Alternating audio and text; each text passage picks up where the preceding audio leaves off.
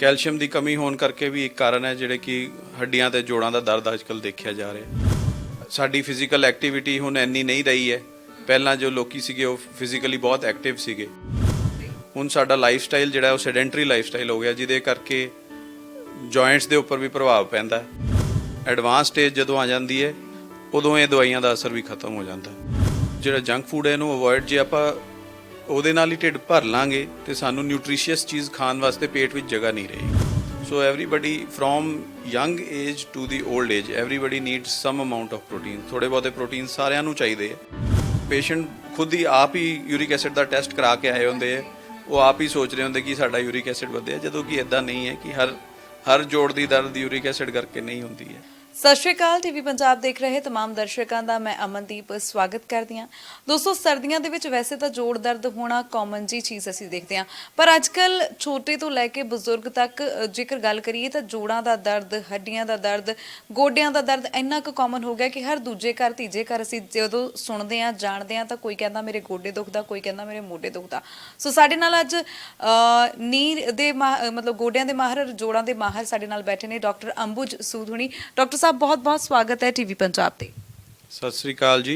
ਸਾਰੇ ਦਰਸ਼ਕਾਂ ਨੂੰ ਮੇਰੇ ਵੱਲੋਂ ਨਵੇਂ ਸਾਲ ਦੀਆਂ ਬਹੁਤ-ਬਹੁਤ ਸ਼ੁਭ ਕਾਮਨਾਵਾਂ ਤੇ ਮੈਂ ਟੀਵੀ ਪੰਜਾਬ ਦਾ ਧੰਨਵਾਦ ਕਰਦਾ ਕਿ ਇਹ ਪਲੇਟਫਾਰਮ ਰਾਹੀਂ ਅਸੀਂ ਦਰਸ਼ਕਾਂ ਨਾਲ ਸਾਂਝੇ ਹੋ ਸਕਦੇ ਹਾਂ। ਜੀ ਡਾਕਟਰ ਸਾਹਿਬ, ਮੈਂ ਗੱਲ ਕੀਤੀ ਜੋੜਾਂ ਦੇ ਦਰਦ ਦੀ ਸ਼ੁਰੂਆਤ ਕੀਤੀ ਕਿ ਤੁਸੀਂ ਜੋੜਾਂ ਦੇ ਵੀ ਮਾਹਰ ਹੋ ਔਰ ਜੋੜਾਂ ਦਾ ਦਰਦ ਅੱਜਕੱਲ ਕਾਮਨ ਹੈ, ਬੱਚਿਆਂ ਦੇ ਵਿੱਚ, ਬਜ਼ੁਰਗਾਂ ਦੇ ਵਿੱਚ ਅੱਜਕੱਲ ਆਮ ਦੇਖਣ ਨੂੰ ਮਿਲ ਰਿਹਾ। ਸੋ ਕਿਹੜੇ ਕਾਰਨ ਨੇ, ਕੀ ਸਿੰਪਟਮਸ ਨੇ ਕਿ ਇਹ ਜੋੜਾਂ ਦਾ ਦਰਦ ਹੋਣਾ ਸ਼ੁਰੂ ਹੋ ਜਾਂਦਾ ਹੈ?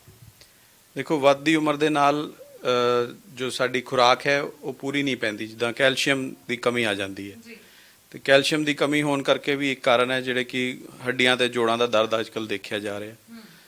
ਜਿਉਂ-ਜਿਉਂ ਉਮਰ ਵੱਧਦੀ ਹੈ ਗੋਡੇ ਘਸਣੇ ਸ਼ੁਰੂ ਹੋ ਜਾਂਦੇ ਆ। ਜਿੱਦਾਂ ਆਪਾਂ ਲਗਾ ਲਈਏ ਕਿ ਸਾਡੀ ਫਿਜ਼ੀਕਲ ਐਕਟੀਵਿਟੀ ਹੁਣ ਇੰਨੀ ਨਹੀਂ ਰਹੀ ਹੈ। ਪਹਿਲਾਂ ਜੋ ਲੋਕੀ ਸੀਗੇ ਉਹ ਫਿਜ਼ੀਕਲੀ ਬਹੁਤ ਐਕਟਿਵ ਸੀਗੇ। ਹੁਣ ਸਾਡਾ ਲਾਈਫ ਸਟਾਈਲ ਜਿਹੜਾ ਉਹ ਸੈਡੈਂਟਰੀ ਲਾਈਫ ਸਟਾਈਲ ਹੋ ਗਿਆ, ਜਿਹਦੇ ਕਰਕੇ ਜੁਆਇੰਟਸ ਦੇ ਉੱਪਰ ਵੀ ਪ੍ਰਭਾਵ ਪੈਂਦਾ, ਜੋੜਾਂ ਦੇ ਉੱਤੇ ਅਸਰ ਪੈਂਦਾ, ਜਿਹਦੇ ਨਾਲ ਗੋਡੇ ਜਿਹੜੇ ਆ ਉਹ ਘਸਦੇ, ਉਹਨਾਂ ਦੇ ਗਰੀਸ ਨਹੀਂ ਬਣਦੀ, ਪ੍ਰੋਪਰ ਗਰੀਸਿੰਗ ਨਹੀਂ ਹੁੰਦੀ ਤੇ ਉਹਦੇ ਕਰਕੇ ਗੋਡੇ ਘਸਣੇ ਸ਼ੁਰੂ ਹੋ ਜਾਂਦੇ ਆ। ਡਾਕਟਰ ਸਾਹਿਬ, ਗੋਡੇ ਘਸਣੇ ਸ਼ੁਰੂ ਹੋ ਜਾਂਦੇ, ਸੋ ਇਹਨਾਂ ਦੀ ਦੇਖਭਾਲ ਅਸੀਂ ਕਿਵੇਂ ਕਰ ਸਕਦੇ ਹਾਂ? ਇੱਕ ਤਾਂ ਪਹਿਲੀ ਚੀਜ਼ ਇਹ ਹੈ ਕਿ ਆਪਾਂ ਆਪਣਾ weight ਕੰਟਰੋਲ ਰੱਖੀਏ। ਜੇ weight ਕੰਟਰੋਲ ਰਹੇਗਾ ਤੇ ਗੋਡਿਆਂ ਦੇ ਉੱਤੇ ਲੋਡ ਪ੍ਰੋਪਰ ਆਏਗਾ, ਜ਼ਿਆਦਾ ਲੋਡ ਨਹੀਂ ਪਏਗਾ, ਓਵਰਲੋਡ। ਜਿੱਦਾਂ ਮੈਂ ਕਾਮਨਲੀ ਪੇਸ਼ੈਂਟਸ ਨੂੰ ਇਹ ਕਹਿੰਦਾ ਹੁੰਦਾ ਕਿ ਤੁਸੀਂ ਇੱਕ ਛੋਟਾ ਜਿਹਾ ਸਕੂਟਰ ਹੈ, ਉਹਦੇ ਜਿਹੜੇ ਸ਼ੌਕਰ ਹੈ ਉਹਨਾਂ ਦੀ ਕਪੈਸਿਟੀ ਓਨੀ ਕੀ ਹੈ, ਓਨੀ ਕਪੈਸਿਟੀ ਦਾ ਲੋਡ ਉਠਾ ਸਕਦੇ ਆ। ਆਪਾਂ ਜੇ ਉਹਨਾਂ ਨੂੰ ਡਬਲ ਲੋਡ ਕਰ ਰਹੇ ਹੈ ਤੇ ਉਹ ਸ਼ੌਕਰ ਜਿਹੜੇ ਉਹ ਜਲਦੀ ਜਵਾਬ ਦੇ ਜਾਣਗੇ। ਇਸੇ ਤਰ੍ਹਾਂ ਜਦੋਂ ਗੋਡੇ ਦੇ ਉੱਪਰ weight ਜ਼ਿਆਦਾ ਪਏਗਾ ਤੇ ਜ਼ਿਆਦਾ ਲੋਡ ਉਹਨੂੰ ਸਾਹਮਣਾ ਪਏਗਾ ਤੇ ਉਹ ਜ਼ਿਆਦਾ ਜਲਦੀ ਬ੍ਰੇਕ ਡਾਊਨ ਕਰੇਗਾ ਤੇ ਜ਼ਿਆਦਾ ਜਲਦੀ ਦਰਦ ਪੈਦਾ ਹੋਏਗਾ। So first is the weight control. ਦੂਸਰੀ ਚੀਜ਼ ਹੈ ਇੱਕ ਤਾਂ ਐਕਸਰਸਾਈਜ਼ ਪ੍ਰੋਪਰ ਕਰਨੀ, ਵਾਕ ਕਰਨੀ। ਆਪਾਂ ਜਿਹੜੀ ਹਾਰਡ ਸਰਫੇਸ ਤੇ ਰਨਿੰਗ ਕਰਦੇ ਆ ਉਹਦੇ ਨਾਲ ਵੀ ਨੀ ਤੇ ਉੱਤੇ ਇੰਪੈਕਟ ਆਉਂਦਾ, ਉਹਦੇ ਕਰਕੇ ਵੀ ਗੋਡੇ ਘਸਦੇ। ਜੋ ਪੇਸ਼ੈਂਟਸ ਆਉਂਦੇ ਸਾਡੇ ਕੋਲ ਉਹਨਾਂ ਨੂੰ ਆਪਾਂ ਇਹ ਵੀ ਕਹਿੰਦੇ ਕਿ ਸਕੁਐਟਿੰਗ ਨਹੀਂ ਕਰਨੀ, ਕਿਉਂਕਿ ਜੇ ਆਪਾਂ ਇੰਡੀਅਨ ਟਾਇਲਟ ਤੇ ਜਿੱਦਾਂ ਬੈਠਦੇ ਹਾਂ, ਪੈਰਾਂ ਭਾਰ ਬੈਠਣਾ, ਜਿਹਨੂੰ ਪੰਜਾਬੀ 'ਚ ਆਪਾਂ ਕਹਿੰਦੇ ਹਾਂ ਕਿ ਪੈਰਾਂ ਭਾਰ ਬੈਠਾਂਗੇ ਤਾਂ ਗੋਡੇ ਜਲਦੀ ਘਸਦੇ ਆ, ਜਾਂ ਚੌਂਕੜੀ ਮਾਰਦੇ ਤਾਂ ਜ਼ਿਆਦਾ ਗੋਡਿਆਂ ਦੇ ਉੱਤੇ ਪ੍ਰੈਸ਼ਰ ਪੂਰਾ ਪੈਂਦਾ ਹੈ, ਉਸ ਕਰਕੇ ਗੋਡੇ ਜਲਦੀ ਘਸਦੇ। ਤੇ ਇਹ ਜਿਹੜੇ ਕਾਰਨ ਨੇ ਇਹਨਾਂ ਨੂੰ ਜੇ ਆਪਾਂ ਬਚਾਵਾਂਗੇ ਤਾਂ ਗੋਡਿਆਂ ਦੀ ਦੇਖਭਾਲ ਆਪਾਂ ਕਰ ਸਕਦੇ ਹਾਂ।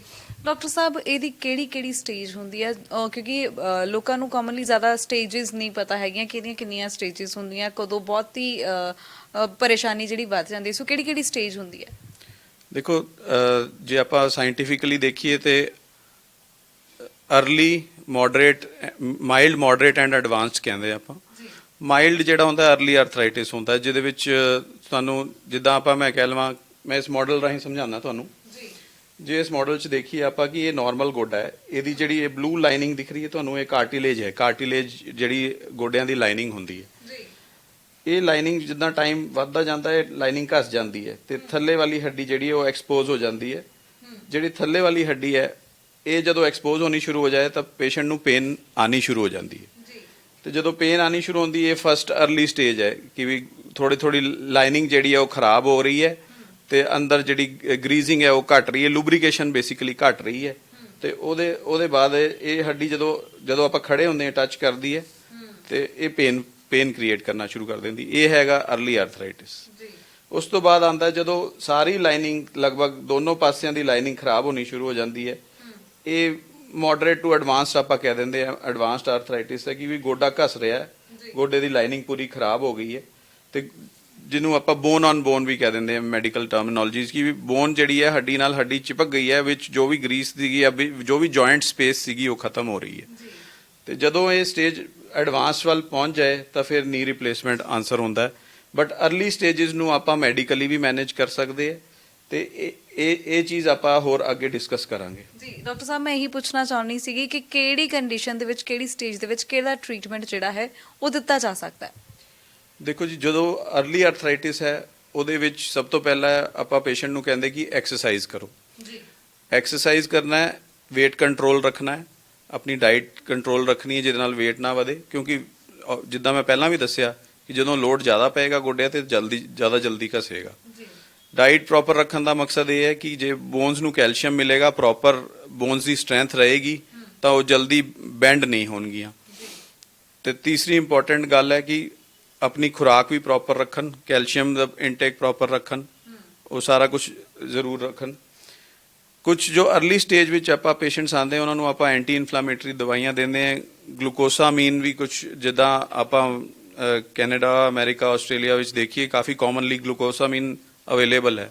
ਸੋ अर्ਲੀ ਸਟੇजेस ਵਿੱਚ ਗਲੂਕੋਸਾਮੀਨ ਦੀ ਇੱਕ ਜੋ ਗੋਲੀ ਹੁੰਦੀ ਹੈ ਉਹ ਲਈ ਜਾ ਸਕਦੀ ਹੈ ਜਿਹੜੀ ਕਿ ਥੋੜੀ ਲੁਬਰੀਕੇਸ਼ਨ ਵਿੱਚ ਹੈਲਪ ਕਰਦੀ ਹੈ। ਤੇ ਉਹਦਾ ਲਿਮਿਟਿਡ अर्ਲੀ ਸਟੇजेस ਵਿੱਚ ਰੋਲ ਹੈਗਾ, ਲੇਕਿਨ ਐਡਵਾਂਸ ਸਟੇਜ ਜਦੋਂ ਆ ਜਾਂਦੀ ਹੈ ਉਦੋਂ ਇਹ ਦਵਾਈਆਂ ਦਾ ਅਸਰ ਵੀ ਖਤਮ ਹੋ ਜਾਂਦਾ ਹੈ। ਉਸ ਸਟੇਜ ਵਿੱਚ ਸਾਨੂੰ ਆ ਕੇ ਨੀ ਰਿਪਲੇਸਮੈਂਟ ਕਰਨਾ ਪੈਂਦਾ ਹੈ। ਡਾਕਟਰ ਸਾਹਿਬ, ਨੀ ਰਿਪਲੇਸਮੈਂਟ ਦੇ ਨਾਮ ਤੋਂ ਨਾ ਲੋਕ ਡਰਦੇ ਨੇ ਕਿਉਂਕਿ ਕਈਆਂ ਨੂੰ ਲੱਗਦਾ ਹੈ ਕਿ ਪਾਕਟ ਫ੍ਰੈਂਡਲੀ ਨਹੀਂ ਆ ਔਰ ਕਈਆਂ ਨੂੰ ਲੱਗਦਾ ਕਿ ਬਹੁਤ ਪੇਨਫੁਲ ਹੋਏਗਾ। ਸੋ ਜਾਨਣਾ ਚਾਹਾਂਗੇ ਕਿ ਪੇਨਫੁਲ ਹੁੰਦਾ ਹੈ, ਪੇਨਲੈਸ ਹੁੰਦਾ ਹੈ? ਦੇਖੋ, ਡਿਊਰਿੰਗ ਦਿਸ ਸਰਜਰੀ ਤਾਂ ਬਹੁਤ ਅੱਛੀ ਟੈਕਨੀਕਸ ਆ ਗਈਆਂ, ਆਪਾਂ ਬਿਲਕੁਲ ਪੇਨ ਫ੍ਰੀ ਕਰਦੇ ਹਾਂ। ਤੇ ਅੱਜ ਕੱਲ ਜੋ ਨਵੀਂ ਟੈਕਨੀਕਸ ਹੈ ਉਹਨਾਂ ਵਿੱਚ ਲਿਮਿਟਿਡ ਕੱਟਸ ਨੇ, ਛੋਟਾ ਚੀਰਾ ਲੱਗਦਾ ਤੇ ਅੱਛੀ ਟੈਕਨੋਲੋਜੀ ਹੈ, ਬੋਨ ਤੇ ਵੀ ਲਿਮਿਟਿਡ ਕੱਟਸ ਨੇ ਤੇ ਸਾਡੇ ਕੋਲ ਅੱਜ ਕੱਲ ਬਹੁਤ ਅੱਛੀ ਦਵਾਈਆਂ ਆ ਗਈਆਂ ਜਿਹਦੇ ਨਾਲ ਆਪਾਂ ਸਰਜਰੀ ਤੋਂ ਬਾਅਦ ਦੇ ਜਿਹੜੇ 1-2 ਦਿਨ ਤਕਲੀਫ ਵਾਲੇ ਉਹ ਵੀ ਪੇਨ ਫ੍ਰੀ, ਲਗਭਗ ਪੇਨ ਫ੍ਰੀ ਕਰ ਦੇਈਦੇ। ਤੇ ਪਰ ਮੈਂ ਹਰ ਪੇਸ਼ੈਂਟ ਨੂੰ ਇਹ ਸਮਝਾਉਂਦਾ ਹੈ ਕਿ ਤੁਸੀਂ ਜੋ ਰੋਜ਼ ਪੇਨ ਸਹਿਨ ਕਰ ਰਹੇ ਹੋ ਉਹ 2-4 ਦਿਨ ਜੋ ਆਪਰੇਸ਼ਨ ਤੋਂ ਬਾਅਦ ਪੇਨ ਹੋਏਗੀ ਉਸ ਤੋਂ ਬਾਅਦ ਪੇਨ ਫ੍ਰੀ ਹੋ ਜਾਓਗੇ। तो gradually over a period of से 2 to 3 वीक्स पेशेंट जो है वो अपनी जो पुरानी पेन भुल के अपने नॉर्मल वाल तुरना शुरू कर देंदा। सो आई वुड सजेस्ट कि ये ਜਿਹੜਾ प्रोसीजर है ਇਹਦੇ ਤੋਂ ਡਰਨਾ ਨਹੀਂ ਚਾਹੀਦਾ। ਇਹ ਤੁਹਾਨੂੰ ਇੱਕ ਪੇਨ ਫ੍ਰੀ ਲਾਈਫ ਵਾਸਤੇ ਤੁਹਾਨੂੰ ਹੈਲਪ ਕਰ ਰਿਹਾ। ਡਾਕਟਰ ਸਾਹਿਬ, ਕਈਆਂ ਨੂੰ ਵੈਸੇ ਹੀ ਡਰ ਲੱਗਦਾ ਕਿਉਂਕਿ ਜੇ ਦੇਖੀਏ ਤਾਂ ਕਹਿੰਦੇ ਕਿ ਗੋਡਾ ਬਦਲਾਵਾਂਗੇ ਬਾਅਦ ਚ ਫਿਰ ਕੋਈ ਪ੍ਰੋਬਲਮ ਨਾ ਆ ਜਾਵੇ, ਹਨਾ। ਸੋ ਗੋਡਾ ਬਦਲਣ ਤੋਂ ਬਾਅਦ ਕਿਹੜੇ ਪ੍ਰੀਕਾਸ਼ਨਸ ਨੇ ਉਹ ਲੈਣੇ ਚਾਹੀਦੇ ਨੇ? ਔਰ ਇੱਕ ਸਵਾਲ ਜਿਹੜਾ ਮੈਂ ਤੁਹਾਨੂੰ ਹੁਣ ਵੀ ਪੁੱਛਿਆ ਇਹ ਤੋਂ ਪਹਿਲਾਂ ਕਿ ਕੀ ਲੋੜ ਪੈ ਜਾਂਦੀ ਨੀ ਰਿਪਲੇਸਮੈਂਟ ਤੋਂ ਬਾਅਦ ਦੇ ਵੀ ਟ੍ਰੀਟਮੈਂਟ ਦੀ ਕਿ ਉਹ ਖਰਾਬ ਹੋਣ ਦੇ ਚਾਂਸਸ ਹੁੰਦੇ ਨੇ? ਕੋਈ ਵੀ ਪ੍ਰੋਸੀਜਰ ਹੈ ਉਹਦੇ ਵਿੱਚ ਕੁਝ complications ਤਾਂ ਹੁੰਦੇ ਹੀ ਹੈ, but complication is associated with any procedure, but ਜ਼ਿਆਦਾਤਰ ਦੇਖਿਆ ਗਿਆ 99% ਲੋਕੀ ਆਪਣਾ ਨਾਰਮਲ ਤੁਰਦੇ ਆ, ਆਪਣੀ ਨਾਰਮਲ ਦਿਨਚਰਿਆ ਕਰ ਪਾਉਂਦੇ ਆ। 90% ਲੋਕੀ ਪੇਨ ਫ੍ਰੀ ਹੁੰਦੇ ਨੇ। ਕੋਈ ਪਰਸੈਂਟ ਹੋ ਸਕਦਾ ਹੈ ਕੋਈ ਬਹੁਤ ਐਡਵਾਂਸ ਹੋਵੇ ਜਾਂ ਉਹਦੇ ਨਾਲ ਕੋਈ ਹੋਰ ਡਿਜ਼ੀਜ਼ ਐਸੋਸੀਏਟਡ ਹੋਵੇ ਜਾਂ ਫਿਰ ਬੋਨਸ ਦੀ ਕੋਈ ਹੋਰ ਪ੍ਰੋਬਲਮ ਹੋਵੇ, ਉਹਦੇ ਕਰਕੇ ਥੋੜੀ ਬਹੁਤ ਪੇਨ ਹੋ ਸਕਦੀ ਹੈ। ਲੇਕਿਨ ਜੋ ਪੇਸ਼ੈਂਟ ਬਹੁਤ ਜ਼ਿਆਦਾ ਪੇਨ ਸਹਿਨ ਕਰ ਰਹੇ ਹੈ, ਪਹਿਲਾਂ ਤੋਂ ਹੀ ਬਹੁਤ ਜ਼ਿਆਦਾ ਪੇਨਫੁਲ ਨੇ। ਕੁਝ ਪੇਸ਼ੈਂਟ ਸਾਡੇ ਕੋਲ ਇੱਦਾਂ ਦੇ ਆਉਂਦੇ ਜੋ ਵੀਲ ਚੇਅਰ ਤੇ ਹੈ, ਜੋ ਵੀਲ ਚੇਅਰ ਬਾਉਂਡ ਹੈ, ਗੋਡਿਆਂ ਦੇ ਘਸਣ ਕਰਕੇ ਉਹ ਬਾਥਰੂਮ ਤੱਕ ਤੁਰ ਕੇ ਨਹੀਂ ਜਾ ਸਕਦੇ। ਲੇਕਿਨ ਇਸ ਪ੍ਰੋਸੀਜਰ ਰਾਹੀਂ ਆਪਾਂ ਉਸ ਪੇਸ਼ੈਂਟ ਨੂੰ ਵੀ ਹੈਲਪ ਕਰ ਸਕਦੇ ਜੋ ਉਸ ਕੰਡੀਸ਼ਨ ਤੋਂ ਬੈਟਰ ਫੀਲ ਕਰ ਰਿਹਾ। ਕਾਫੀ ਸਾਰੇ ਪੇਸ਼ੈਂਟਸ ਇੱਦਾਂ ਦੇ ਹੁੰਦੇ ਜਿਨ੍ਹਾਂ ਨੂੰ ਇੰਨਾ ਮੁਸ਼ਕਿਲ ਹੋ ਜਾਂਦਾ ਹੈ ਕਿ ਵੀ ਉਹ ਬਾਥਰੂਮ ਤੱਕ ਜਾਣਾ ਜਾਂ ਆਪਣੇ ਕਿਚਨ 'ਚ ਲੇਡੀਜ਼ ਖੜੇ ਹੋ ਕੇ ਕੰਮ ਕਰਨਾ ਇੰਨਾ ਮੁਸ਼ਕਿਲ ਹੋ ਜਾਂਦਾ ਹੈ।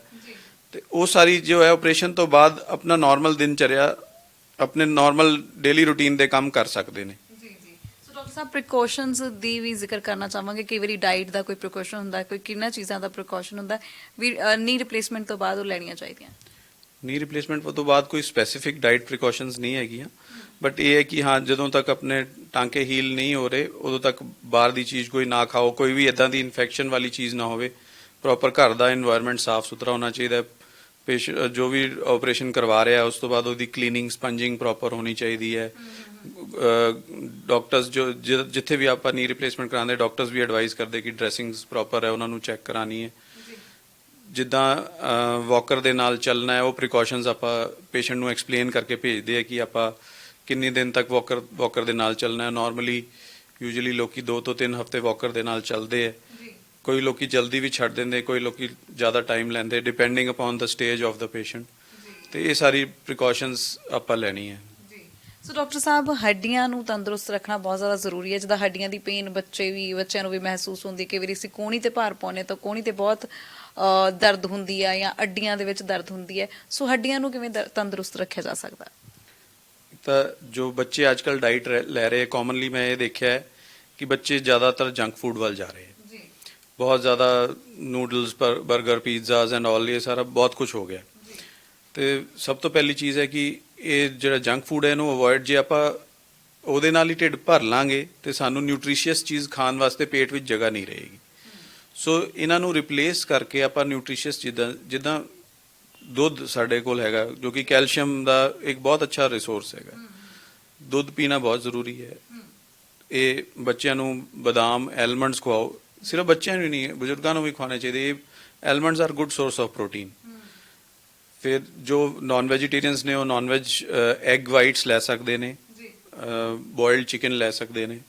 ਜੋ ਵੈਜੀਟੇਰੀਅਨਸ ਨੇ ਉਹ ਸਾਬਤ ਦਾਲਾਂ ਖਾ ਸਕਦੇ ਨੇ। ਬਹੁਤ ਆਮ ਕਾਮਨਲੀ ਪੇਸ਼ੈਂਟਸ ਆ ਕੇ ਕਹਿੰਦੇ ਕਿ ਦਾਲ ਖਾਣ ਨਾਲ ਯੂਰਿਕ ਐਸਿਡ ਵੱਧ ਜਾਏਗਾ। ਇਦਾਂ ਦਾ ਨਹੀਂ ਹੈ ਕਿ ਹਰ ਪੇਸ਼ੈਂਟਸ ਵਿੱਚ ਦਾਲ ਖਾਣ ਨਾਲ ਯੂਰਿਕ ਐਸਿਡ ਵੱਧ ਜਾਏ। ਕਿਸੇ ਪੇਸ਼ੈਂਟ ਨੂੰ ਯੂਰਿਕ ਐਸਿਡ ਦੀ ਪ੍ਰੋਬਲਮ ਹੁੰਦੀ ਹੈ, ਉਹਦੇ ਵਿੱਚ ਦਾਲਾਂ ਨਾਲ ਯੂਰਿਕ ਐਸਿਡ ਵੱਧ ਸਕਦਾ ਹੈ, ਹਰ ਪੇਸ਼ੈਂਟ ਦਾ ਨਹੀਂ ਵਧੇਗਾ। ਨਾਲੇ ਸਾਡੀ ਡਾਈਟ ਵਿੱਚ ਦਾਲ ਸਿਰਫ ਇੱਕ ਅੱਧੀ ਕਟੋਰੀ ਹੈ, ਉਹਨੇ ਪ੍ਰੋਟੀਨ ਨਾਲ ਯੂਰਿਕ ਐਸਿਡ ਨਹੀਂ ਵਧੇਗਾ। So everybody from young age to the old age everybody needs some amount of protein. ਥੋੜੇ ਬਹੁਤੇ ਪ੍ਰੋਟੀਨ ਸਾਰਿਆਂ ਨੂੰ ਚਾਹੀਦੇ ਹੈ ਤੇ ਉਹਨੇ ਪ੍ਰੋਟੀਨ ਸਾਨੂੰ ਦੇਣੇ ਬਹੁਤ ਜ਼ਰੂਰੀ ਹੈ। ਫਿਰ ਇੱਕ ਪਨੀਰ ਵੀ ਖਾ ਸਕਦੇ ਹੈ, ਸੋਇਆ paneer. there are many options to give good protein ਬਹੁਤ ਸਾਰੀ ਚੀਜ਼ਾਂ ਵਿੱਚ ਅਵੇਲੇਬਲ ਹੈ, ਅਸੀਂ ਇਹ ਸਾਰੀ ਚੀਜ਼ਾਂ ਯੂਜ਼ ਕਰ ਸਕਦੇ ਹਾਂ। ਸੋ ਡਾਕਟਰ ਸਾਹਿਬ, ਸਪੋਰਟਸ ਇੰਜਰੀ ਬਾਰੇ ਵੀ ਜਾਨਣਾ ਚਾਹਾਂਗੇ। ਸਪੋਰਟਸ ਇੰਜਰੀ ਕਿਵੇਂ ਹੁੰਦੀ ਹੈ, ਇਹਨੂੰ ਕਿਵੇਂ ਟੈਕਲ ਕੀਤਾ ਜਾ ਸਕਦਾ, ਇਹਦਾ ਇਲਾਜ ਕੀ ਹੈ? ਦੇਖੋ, ਸਪੋਰਟਸ ਇੰਜਰੀ ਬਹੁਤ ਕਾਮਨਲੀ ਦੇਖੀ ਗਈ ਅੱਜ ਕੱਲ੍ਹ। ਜਿੱਦਾਂ ਹੁਣ ਕਾਮਨਵੈਲਥ ਵਿੱਚ ਵੀ ਬਹੁਤ ਸਾਰੀ ਪਾਰਟਿਸਿਪੇਸ਼ਨ ਹੈ ਸਾਡੇ ਇੰਡੀਆ ਦੀ, ਤਾਂ ਮੈਂ ਕਾਮਨਲੀ ਦੇਖਦਾ ਕਿ ਸਪੋਰਟਸ ਪਰਸਨ ਬਹੁਤ ਐਗਰੈਸਿਵਲੀ ਆਪਣਾ ਤਿਆਰੀ ਕਰ ਰਹੇ ਨੇ ਆਪਣੇ ਕੰਪੀਟੀਸ਼ਨਸ ਦੀ। ਤੇ ਕੁਝ ਚੀਜ਼ਾਂ ਉਹ ਭੁੱਲ ਜਾਂਦੇ ਨੇ ਜਾਂ ਕੁਝ ਚੀਜ਼ਾਂ ਉਹ ਨਿਗਲੈਕਟ ਕਰ ਜਾਂਦੇ ਨੇ, ਜਿੱਦਾਂ ਪ੍ਰੋਪਰ ਵਾਰਮ ਅਪ ਨਹੀਂ ਕਰਨਾ, ਪ੍ਰੋਪਰ ਟੈਕਨੀਕਸ ਨਹੀਂ ਯੂਜ਼ ਕਰਨੀਆਂ, ਪ੍ਰੋਪਰ ਆਪਣਾ ਕੂਲਿੰਗ ਡਾਊਨ ਨਹੀਂ ਕਰਨੀ, ਆਪਣੇ ਮਸਲਸ ਨੂੰ ਬੈਲੈਂਸ ਨਹੀਂ ਕਰਨਾ। ਉਹਨਾਂ ਕਾਰਨਾਂ ਕਰਕੇ ਸਪੋਰਟਸ ਇੰਜਰੀ ਬਹੁਤ ਕਾਮਨਲੀ ਅੱਜ ਕੱਲ੍ਹ ਦੇਖੀ ਜਾ ਰਹੀ ਹੈ।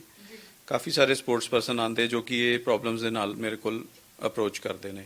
ਡਾਕਟਰ ਸਾਹਿਬ, ਸਪੋਰਟਸ ਇੰਜਰੀ ਦੇ ਵਿੱਚ ਜ਼ਿਕਰ ਕਰਾਂ ਤਾਂ ਜਦੋਂ ਹੁਣ ਜਿਨ੍ਹਾਂ ਨੇ ਜਿਹੜਾ ਸਪੋਰਟਸ ਖੇਡ ਰਿਹਾ ਉਹਨਾਂ ਨੂੰ ਕਈ ਵਾਰੀ ਨਾ ਇਨਸਟੈਂਟ ਇਲਾਜ ਦੀ ਲੋੜ ਹੁੰਦੀ ਕਿ ਸਾਨੂੰ ਛੇਤੀ ਠੀਕ ਕਰ ਦਿਓ ਕਿ ਅਸੀਂ ਗੇਮ ਕਰਨੀ ਆ। ਸੋ ਕੋਈ ਤੇ ਮਤਲਬ ਕਿ ਹੁੰਦਾ ਹੈ ਕਿ ਜਲਦੀ ਟ੍ਰੀਟਮੈਂਟ ਦਿੱਤਾ ਜਾ ਸਕਦਾ ਹੈ ਔਰ ਜਲਦੀ ਠੀਕ ਹੋ ਸਕਦੇ ਨੇ? ਸਪੋਰਟਸ ਇੰਜਰੀ ਵਿੱਚ ਬਹੁਤ ਸਾਰੇ ਚੀਜ਼ਾਂ ਜਿਹੜੀਆਂ ਉਹ ਨਾਨ ਸਰਜੀਕਲੀ ਠੀਕ ਹੋ ਜਾਂਦੀਆਂ ਨੇ, ਮੈਡੀਕਲ ਮੈਨੇਜਮੈਂਟ। ਬਟ ਕੁਝ ਜਿੱਦਾਂ ਆਪਾਂ ਕੁਝ ਚੀਜ਼ਾਂ ਵਾਸਤੇ ਕੁਝ ਰੈਸਟ ਚਾਹੀਦਾ ਹੁੰਦਾ, ਉਹ ਰੈਸਟਿੰਗ ਪੀਰੀਅਡ ਡੈਫੀਨੇਟਲੀ ਚਾਹੀਦਾ ਹੈ। ਸਪੋਰਟਸ ਪਰਸਨ ਵਾਸਤੇ ਟਾਈਮ ਕੰਸਟ੍ਰੇਂਟ ਬਹੁਤ ਇੰਪੋਰਟੈਂਟ ਹੈ, ਕਿਉਂਕਿ ਕਈ ਵਾਰੀ ਉਹ ਸਾਡੇ ਕੋਲ ਆਉਂਦੇ ਜਦੋਂ ਦੇ ਆਰ ਬਸ ਗੇਮ ਸ਼ੁਰੂ ਹੋਣ ਵਾਲੀ ਹੈ ਜੀ, ਉਸ ਤੋਂ ਪਹਿਲਾਂ ਇੰਜਰੀ ਹੋ ਗਈ। ਕੁਝ ਮਾਈਨਰ ਇੰਜਰੀਜ਼ ਵਿੱਚ ਅਸੀਂ ਅਲਾਓ ਕਰ ਦਿੰਦੇ ਕਿ ਤੁਸੀਂ ਖੇਲ ਲਓ, ਇੱਦਾਂ ਨਹੀਂ ਕਿ ਅਸੀਂ ਹਰ ਇੱਕ ਪੇਸ਼ੈਂਟ ਨੂੰ ਰੈਸਟ ਤੇ ਭੇਜ ਦਿੰਦੇ। ਬਟ ਕਈ ਵਾਰੀ ਕੁਝ ਇੰਜਰੀਜ਼ ਜ਼ਿਆਦਾ ਹੋ ਜਾਂਦੀਆਂ ਨੇ ਤੇ ਫਿਰ ਸਾਨੂੰ ਰੈਸਟ ਤੇ ਵੀ ਭੇਜਣਾ ਪੈਂਦਾ, ਕਈ ਵਾਰੀ ਆਪਰੇਟ ਵੀ ਕਰਨਾ ਪੈਂਦਾ। ਜਿੱਦਾਂ ਮੈਂ ਤੁਹਾਨੂੰ ਦੱਸਣਾ ਚਾਹੂੰਗਾ ਕਿ ਇੱਕ ਬੜੀ ਕਾਮਨ ਇੰਜਰੀ ਹੈ ACL ਇੰਜਰੀ।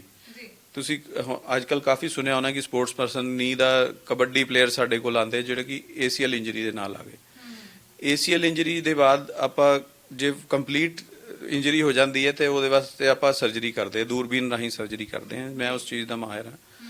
ਤੇ ਜੋ ਇਹ ਸਰਜਰੀ ਹੁੰਦੀ ਹੈ ਉਸ ਤੋਂ ਬਾਅਦ ਪਹਿਲਾਂ ਅਸੀਂ ਕਹਿੰਦੇ ਸੀ ਕਿ ਸਾਲ ਤੱਕ ਨਹੀਂ ਖੇਡਣਾ ਹੈ, ਲੇਕਿਨ ਅੱਜ ਕੱਲ੍ਹ ਕੁਝ ਟੈਕਨੀਕਸ ਆਈਆਂ, ਇੰਟਰਨਲ ਬ੍ਰੇਸਿੰਗ ਟੈਕਨੀਕ, ਜਿਹਦੇ ਰਾਹੀਂ ਆਪਾਂ ਸਪੋਰਟਸਮੈਨ ਨੂੰ ਬਹੁਤ ਜਲਦੀ ਹੀ ਫੀਲਡ ਤੇ ਵਾਪਸ ਭੇਜ ਦਿੰਦੇ ਹਾਂ।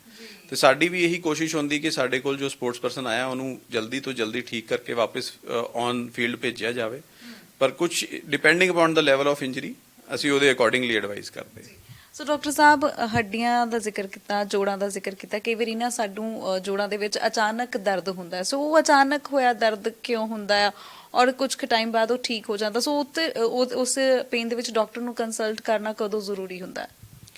ਦੇਖੋ ਅੱਜ ਕੱਲ ਬਹੁਤ ਸਾਰੀ ਸੀਜ਼ਨਲ ਚੀਜ਼ਾਂ ਵੀ ਹੋ ਰਹੀਆਂ, ਜਿੱਦਾਂ ਆਪਾਂ ਦੇਖ ਰਹੇ ਕਿ ਹੁਣ ਅੱਜ ਕੱਲ ਜਦੋਂ ਸਰਦੀਆਂ ਆ ਰਹੀਆਂ ਤੇ ਸਰਦੀਆਂ ਕਰਕੇ ਵੀ ਜੋੜਾਂ ਦਾ ਦਰਦ ਵੱਧ ਗਿਆ। ਜੋੜਾਂ ਦੇ ਅੰਦਰ ਥੋੜਾ ਜਿਹਾ ਸੂਜਨ ਆ ਜਾਂਦੀ ਹੈ, ਉਹਨੂੰ ਕਹਿੰਦੇ ਇਨਫਲਾਮੇਸ਼ਨ ਆ ਜਾਂਦੀ ਹੈ। ਇਹ ਫॉर ਦਾ ਟਾਈਮ ਬੀਇੰਗ ਹੁੰਦੀ ਹੈ। ਅਸੀਂ ਕੁਝ ਐਂਟੀ ਇਨਫਲਾਮੇਟਰੀ ਦਵਾਈਆਂ ਲੈ ਕੇ ਉਹਨੂੰ ਠੀਕ ਕਰ ਸਕਦੇ ਆ। ਜੇ ਤਾਂ ਉਹ ਪਰਸਿਸਟ ਕਰ ਰਹੀ ਹੈ ਫਿਰ ਬੈਟਰ ਇਹੀ ਰਹਿੰਦਾ ਕਿ ਆਪਾਂ ਡਾਕਟਰ ਨੂੰ ਅਪਰੋਚ ਕਰੇ। 2-4 ਦਿਨ ਦਰਦ ਹੋ ਰਹੀ ਹੈ ਤਾਂ it is not really worrisome, but ਜੇ ਜ਼ਿਆਦਾ ਦੇਰ ਤੱਕ ਦਰਦ ਹੈ ਜਾਂ ਬਹੁਤ ਪੇਨਫੁਲ ਹੈ ਜਾਂ ਪਾਰਟਿਕੂਲਰਲੀ ਇੱਕ ਪੁਆਇੰਟ ਤੇ ਹੋ ਰਹੀ ਹੈ, ਜਿੱਦਾਂ ਆਪਾਂ ਦੇਖਦੇ ਕਿ ਯੂਰਿਕ ਐਸਿਡ ਦੇ ਜੋੜ ਦੀ ਦਰਦ ਜ਼ਿਆਦਾਤਰ ਪੈਰ ਦੇ ਅੰਗੂਠੇ ਤੋਂ ਸ਼ੁਰੂ ਹੁੰਦੀ ਹੈ। ਕਿਤੇ ਵੀ ਯੂਰਿਕ ਐਸਿਡ ਕਿਤੇ ਵੀ ਜੰਮ ਸਕਦਾ, ਲੇਕਿਨ ਜ਼ਿਆਦਾਤਰ ਦੇਖਿਆ ਗਿਆ ਕਿ ਪੈਰ ਦੇ ਅੰਗੂਠੇ ਤੋਂ ਆ ਰਹੀ ਹੈ। ਤੇ ਇਦਾਂ ਦੇ ਜਿਹੜੇ ਲੱਛਣ ਹੈ ਉਹ ਯੂਰਿਕ ਐਸਿਡ ਦੇ ਲੱਛਣ ਹੈ। ਉਸ ਵੇਲੇ ਸਾਨੂੰ ਡਾਕਟਰ ਕੋਲ ਜਾ ਕੇ ਯੂਰਿਕ ਐਸਿਡ ਦਾ ਟੈਸਟ ਕਰਵਾਉਣਾ ਚਾਹੀਦਾ ਤੇ ਯੂਰਿਕ ਐਸਿਡ ਜੇ ਵਧਿਆ ਹੈ ਤਾਂ ਉਹਦੇ ਵਾਸਤੇ ਦਵਾਈ ਖਾਣੀ ਚਾਹੀਦੀ ਹੈ। ਅੱਜ ਕੱਲ ਯੂਰਿਕ ਐਸਿਡ ਨੂੰ ਵੀ ਕਾਫੀ ਕਾਮਨਲੀ ਲੋਕ ਓਵਰ ਟਰੀਟ ਕਰ ਰਹੇ ਨੇ, ਕਿਉਂਕਿ ਪੇਸ਼ੈਂਟ ਖੁਦ ਹੀ ਆਪ ਹੀ ਯੂਰਿਕ ਐਸਿਡ ਦਾ ਟੈਸਟ ਕਰਾ ਕੇ ਆਏ ਹੁੰਦੇ ਆ। ਉਹ ਆਪ ਹੀ ਸੋਚ ਰਹੇ ਹੁੰਦੇ ਕਿ ਸਾਡਾ ਯੂਰਿਕ ਐਸਿਡ ਵਧਿਆ, ਜਦੋਂ ਕਿ ਇਦਾਂ ਨਹੀਂ ਹੈ ਕਿ ਹਰ ਜੋੜ ਦੀ ਦਰਦ ਯੂਰਿਕ ਐਸਿਡ ਕਰਕੇ ਨਹੀਂ ਹੁੰਦੀ ਹੈ। ਅੱਛਾ ਡਾਕਟਰ ਸਾਹਿਬ, ਆਪਾਂ ਪ੍ਰੋਟੀਨ ਦਾ ਜ਼ਿਕਰ ਕੀਤਾ ਸੀ, ਇਹਦੇ ਵਿੱਚ ਕਿ ਪ੍ਰੋਟੀਨ ਸਾਡੀ ਸਿਹਤ ਲਈ, ਸਾਡੀ ਹੱਡੀਆਂ ਦੇ ਲਈ ਵੀ ਕੈਲਸ਼ੀਅਮ ਔਰ ਪ੍ਰੋਟੀਨ ਬਹੁਤ ਜ਼ਿਆਦਾ ਜ਼ਰੂਰੀ ਹੈ। ਸੋ ਕਈ ਵਾਰੀ ਇਦਾਂ ਵੀ ਹੁੰਦਾ ਕਿ ਜਦੋਂ ਅਸੀਂ ਪ੍ਰੋਟੀਨ ਇਨਟੇਕ ਕਰਦੇ ਹਾਂ ਸਾਡਾ ਪ੍ਰੋਟੀਨ ਵੱਧ ਜਾਵੇ ਤੇ ਉਹਦੇ ਨਾਲ ਜੋੜ ਦਰਦ ਹੋਣ ਲੱਗ ਪਵੇ। ਪ੍ਰੋਟੀਨ ਵਧਣ ਨਾਲ ਜੋੜ ਦਰਦ ਨਹੀਂ ਹੁੰਦੇ। ਪ੍ਰੋਟੀਨ ਜਦੋਂ ਆਪਾਂ ਲੈਂਦੇ ਹਾਂ ਤਾਂ ਕਿਡਨੀ ਦੇ ਉੱਤੇ ਉਹ ਸਟ੍ਰੈਸ ਪਾ ਰਹੇ, ਕਿਉਂਕਿ ਜਿੰਨਾ ਆਪਾਂ ਪ੍ਰੋਟੀਨ ਖਾ ਰਹੇ ਹਾਂ ਉਹਨੂੰ ਕਿਡਨੀ ਨੂੰ ਫਿਲਟਰ ਵੀ ਕਰਨਾ ਪੈਂਦਾ। ਸੋ ਸਾਨੂੰ ਪ੍ਰੋਪਰ ਹਾਈਡਰੇਸ਼ਨ, ਪੂਰਾ ਪਾਣੀ ਪੀਣਾ ਪੈਣਾ, ਪਾਣੀ ਜ਼ਿਆਦਾ ਪੀਣਾ। ਜਿੱਦਾਂ ਜਿਮ ਵਾਲੇ ਆ ਕੇ ਮੇਰੇ ਤੋਂ ਇਹ ਕੁਐਸਚਨ ਪੁੱਛਦੇ, ਜਿਮ 'ਚ ਅੱਜ ਕੱਲ੍ਹ ਯੰਗਸਟਰਸ ਕਾਫੀ ਜਿਮ ਜਾ ਰਹੇ ਨੇ, ਉਹ ਪ੍ਰੋਟੀਨ ਪਾਊਡਰਸ ਵੀ ਖਾਂਦੇ ਨੇ। ਤਾਂ ਮੈਨੂੰ ਆ ਕੇ ਪੁੱਛਦੇ ਕਿ ਵੀ ਪ੍ਰੋਟੀਨ ਦਾ ਕੀ ਨੁਕਸਾਨ ਹੋ ਸਕਦਾ। ਪ੍ਰੋਟੀਨ ਜੋ ਹੈ ਜਿੰਨਾ ਹੈਵੀ ਪ੍ਰੋਟੀਨ ਖਾਂਦੇ ਕਿਡਨੀ ਨੂੰ ਉਹਨਾਂ ਫਿਲਟਰ ਕਰਨਾ ਪੈਂਦਾ, ਤੇ ਉਹਦੇ ਨਾਲ ਸਾਨੂੰ ਐਡਿਕੁਏਟ ਪਾਣੀ ਵੀ ਪੀਣਾ ਜ਼ਰੂਰੀ ਹੈ, ਕਿਉਂਕਿ ਸਿਰਫ ਪ੍ਰੋਟੀਨ ਖਾਵਾਂਗੇ ਤਾਂ ਕਿਡਨੀ ਦੇ ਉੱਤੇ ਸਟ੍ਰੈਸ ਪਏਗਾ। ਉਹ ਕਿਡਨੀ ਪਾਣੀ ਪੀਆਂਗੇ ਤਾਂ ਉਹ ਫਿਲਟਰ ਆਊਟ ਕਰੇਗੀ ਉਹਨੂੰ। ਡਾਕਟਰ ਸਾਹਿਬ, ਇੱਕ ਸਵਾਲ ਮੇਰਾ ਹੋਰ ਹੈ ਕਿ ਮਤਲਬ ਜਦੋਂ ਹੁਣ ਆਪਣੀ ਜੋੜਾਂ ਦੇ ਵਿੱਚ ਜਦੋਂ ਕਈ ਵਾਰੀ ਆਪਾਂ ਡਿੱਗਦੇ ਆ, ਢਹਿੰਦੇ ਆ, ਤਾਂ ਕਈ ਵਾਰੀ ਸੱਟ ਲੱਗ ਜਾਂਦੀ ਆ। ਸੋ ਕ੍ਰੈਕ ਅਤੇ ਟੁੱਟਣ, ਇਹਨਾਂ ਦੋਨਾਂ 'ਚ ਕਿੰਨਾ ਕੁ ਡਿਫਰੈਂਸ ਆ? ਕ੍ਰੈਕ ਤੇ ਟੁੱਟਣ ਵਿੱਚ ਕੋਈ ਖਾਸ ਡਿਫਰੈਂਸ ਨਹੀਂ ਹੈ। ਕ੍ਰੈਕ ਇੰਗਲਿਸ਼ ਵਿੱਚ ਕਹਿ ਦਿੰਦੇ ਆ ਕਹਿੰਦੇ ਨਾ ਕਿ ਜੋੜ ਟੁੱਟ ਗਿਆ, ਉਹ ਪੂਰਾ ਹੀ ਇਦਾਂ ਟੁੱਟ ਜਾਂਦਾ, ਔਰ ਕ੍ਰੈਕ ਮਤਲਬ ਤਰੇੜਾਂ ਜਿਹੀਆਂ ਆਉਣੀਆਂ। ਮੈਂ ਉਸ ਹਿਸਾਬ ਨਾਲ ਪੁੱਛਦੀ। ਤਰੇੜ ਜਿੱਦਾਂ ਹੋ ਗਿਆ, ਤਰੇੜ ਜਿਹੜਾ ਹੋ ਗਿਆ ਕਿ ਫ੍ਰੈਕਚਰ ਹੋ ਗਿਆ, ਇੱਕ ਲਕੀਰ ਸਾਨੂੰ ਐਕਸ-ਰੇ ਵਿੱਚ ਦਿਸ ਰਹੀ ਹੈ, ਲੇਕਿਨ ਉਹ ਆਪਣੀ ਜਗ੍ਹਾ ਤੋਂ ਹਿੱਲਿਆ ਨਹੀਂ ਹੈ, ਤੇ ਉਹ ਮਾਈਨਰ ਇੰਜਰੀ ਹੈ। ਉਹ ਡਿਪੈਂਡ ਕਰਦਾ ਹੈ ਪੈਰ ਦੀ ਹੱਡੀ ਹੈ, ਹੱਥ ਦੀ ਹੱਡੀ ਹੈ, ਜਿੱਥੇ ਵੀ ਚੋਟ ਲੱਗੀ ਉਹਦੇ ਹਿਸਾਬ ਨਾਲ ਉਹਦਾ ਟ੍ਰੀਟਮੈਂਟ ਹੈ ਕਿ ਪਲਸਤਰ ਲਗਾਉਣਾ ਹੈ, ਪਲਸਤਰ ਦੇ ਨਾਲ ਜਾਂ ਕ੍ਰੇਪ ਬੈਂਡੇਜ ਦੇ ਨਾਲ ਵੀ ਉਹ ਹੀਲ ਹੋ ਸਕਦਾ ਹੈ। ਜੇ ਕੰਪਲੀਟ ਟੁੱਟ ਜਾਏ ਜਾਂ ਪੂਰਾ ਟੁੱਟ ਕੇ ਅਲੱਗ ਹੋ ਜਾਏ, ਫਿਰ ਉਹਨੂੰ ਪ੍ਰੋਪਰਲੀ ਬਿਠਾਉਣਾ ਪੈਂਦਾ। ਕਈ ਵਾਰੀ ਬਿਠਾ ਕੇ ਪਲਸਤਰ ਨਾਲ ਵੀ ਜੁੜ ਜਾਂਦੀ ਹੈ, ਕਈ ਵਾਰੀ ਬਿਠਾ ਕੇ ਉਹਨੂੰ ਪਲੇਟਸ ਜਾਂ ਨੇਲਸ ਵੀ ਪਾਣੇ ਪੈਂਦੇ ਆ, ਸਕਰੂਜ਼ ਪਾਣੇ ਪੈਂਦੇ, ਉਹਦੇ ਨਾਲ ਜੁੜਦੀ ਹੈ। ਡਿਪੈਂਡ ਕਰਦਾ ਹੈ ਉਹ ਕਿਹੜੀ ਹੱਡੀ ਹੈ। ਕ੍ਰੈਕ ਜ਼ਰੂਰੀ ਨਹੀਂ ਹੈ ਕਿ ਆਪਾਂ ਇੰਗਲਿਸ਼ ਵਿੱਚ ਉਹਨੂੰ ਕ੍ਰੈਕ ਕਹਿ ਦਿੰਦੇ ਆ, ਪੰਜਾਬੀ ਵਿੱਚ ਉਹਨੂੰ ਜਾਂ ਹਿੰਦੀ ਵਿੱਚ ਟੁੱਟਣਾ ਕਹਿ ਦਿੰਦੇ ਆ। ਹਾਂਜੀ। ਡਾਕਟਰ ਸਾਹਿਬ, ਕਿਹੜੀ ਐਕਸਰਸਾਈਜ਼ ਸਾਡੇ ਲਈ ਬਹੁਤ ਜ਼ਿਆਦਾ ਜ਼ਰੂਰੀ ਹੁੰਦੀ ਹੈ? ਸੈਰ ਤਾਂ ਇੱਕ ਮੈਨੂੰ ਲੱਗਦਾ ਕਿ ਵਾਜਬ ਚੀਜ਼ ਹੈ, ਪਰ ਸੈਰ ਤੋਂ ਇਲਾਵਾ ਸਾਨੂੰ ਕਿਹੜੀਆਂ ਚੀਜ਼ਾਂ ਕਰਨੀਆਂ ਚਾਹੀਦੀਆਂ ਜਿਨ੍ਹਾਂ ਸਾਡੇ ਜੋੜ ਤੇ ਸਾਡੇ ਗੋਡੇ ਠੀਕ ਰਹਿਣ? ਦੇਖੋ, ਸਿਰਫ ਗੋਡਿਆਂ ਦੀ ਗੱਲ ਨਹੀਂ ਕਰਨੀ। ਮੇਰੇ ਕੋਲ ਪੇਸ਼ੈਂਟਸ ਜੋ ਆਉਂਦੇ ਕਾਫੀ ਸਾਰੇ ਜੋ ਵਾਈਟ ਕਾਲਰ ਜੌਬਸ ਵਾਲੇ, ਉਹ ਬੈਕ ਪੇਨ ਦੇ ਨਾਲ ਆ ਰਹੇ। ਸਿਰਫ ਗੋਡਿਆਂ ਦੀ ਗੱਲ ਨਹੀਂ ਹੈ। ਗੋਡਿਆਂ ਵਾਸਤੇ ਤਾਂ ਸੈਰ ਤੇ ਐਕਸਰਸਾਈਜ਼ ਹੈ ਹੀ ਹੈ, ਲੇਕਿਨ ਬੈਕ ਨੂੰ ਆਪਾਂ ਬਹੁਤ ਨੈਗਲੈਕਟ ਕਰ ਰਹੇ। ਬਿਲਕੁਲ। ਔਰ ਬੈਕ ਤਾਂ ਸਰਦੀਆਂ ਦੇ ਵਿੱਚ ਜ਼ਿਆਦਾ ਦਰਦ ਕਰਦੀ ਹੈ, ਕਿਉਂਕਿ ਸਿਟਿੰਗ ਜੌਬ ਵਾਲੇ ਬਹੁਤ ਟਾਈਮ ਬੈਠੇ ਰਹਿੰਦੇ ਨੇ, ਔਰ ਇਹ ਮੈਨੂੰ ਲੱਗਦਾ ਕਿ ਹਾਊਸ ਵਾਈਫਸ ਦੇ ਵਿੱਚ ਵੀ ਬਹੁਤ ਕਾਮਨ ਪ੍ਰੋਬਲਮ ਹੈ। ਜਿਹੜੇ ਲੋਕ ਜਿੱਦਾਂ ਕਿਚਨ 'ਚ ਕੰਮ ਕਰ ਰਹੇ ਆ, ਕੋਈ ਵੀ ਆਫਿਸ ਜੌਬ ਵੀ ਕਰ ਰਹੇ ਆ, ਉਹ ਜ਼ਿਆਦਾਤਰ ਝੁੱਕ ਕੇ ਕੰਮ ਕਰ ਰਹੇ, ਲਿਖ ਰਹੇ ਹੈ ਜਾਂ ਥੋੜਾ ਝੁੱਕ ਕੇ ਕੰਪਿਊਟਰ ਤੇ ਜਾਂ ਲੈਪਟਾਪ ਤੇ ਕੰਮ ਕਰ ਰਹੇ। ਉਹਦੇ ਕਰਕੇ ਕੀ ਹੋ ਰਿਹਾ, ਇੱਕ ਤਾਂ ਪਹਿਲੇ ਗੱਲ ਨੈਕ ਦਾ ਪੋਸਚਰ ਜਿਹੜਾ ਖਰਾਬ ਹੋ ਰਿਹਾ। ਦੂਸਰਾ, ਕਈ ਮੈਂ ਪੇਸ਼ੈਂਟਸ ਦੇਖੇ, ਕਈ ਬੱਚੇ ਵੀ ਹੈ ਜਿਹੜੇ ਕਿ ਲੇਟ ਕੇ ਪੜ੍ਹ ਰਹੇ ਜਾਂ ਲੇਟ ਕੇ ਟੀਵੀ ਦੇਖ ਰਹੇ, ਉਹਦੇ ਨਾਲ ਨੈਕ ਤੇ ਵੀ ਪ੍ਰੈਸ਼ਰ ਪੈ ਰਿਹਾ, ਲੋਅਰ ਬੈਕ ਤੇ ਵੀ ਪ੍ਰੈਸ਼ਰ ਪੈ ਰਿਹਾ।